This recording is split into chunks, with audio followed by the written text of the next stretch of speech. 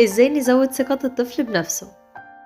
نظهر دايما الحب ليهم ودايما نكون ايجابيين معاهم وبلاش نقول سلبياتهم قدامهم بشكل واضح.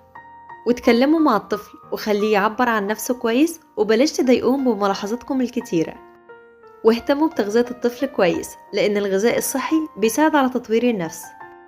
ولو في أي مشاكل أو عيوب في أطفالكم حاولوا تعالجوها علشان ده يقلل من التنمر وبالتالي يزود من ثقة الطفل بنفسه.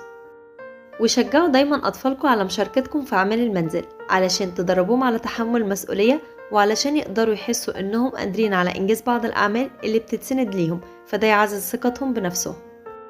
وشجعوا أطفالكم على ممارسة أي نشاط أو هواية جديدة علشان ده هيزود من مشاعر الثقة بالنفس عندهم.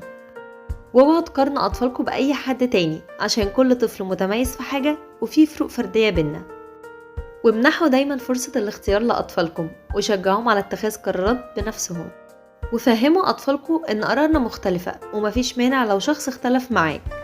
وحاولوا تكونوا نموذج وقدوة لأطفالكم وفهموهم إننا كلنا بنغلط وإن دي مش نهاية العالم، المهم نتعلم من أخطائنا. واطلبوا من أطفالكم إنهم يحكوا لكم 3 حاجات حصلت في يومه وكانت حلوة وشجعهم عليها وقولوا لهم عملتوها كده إزاي مع إنها كانت صعبة. وبلاش تعتذروا عن تصرفات أطفالكم الغلط مكانهم وعلموهم إزاي يعتمدوا على نفسهم وإزاي يعرفوا يدافعوا عنها.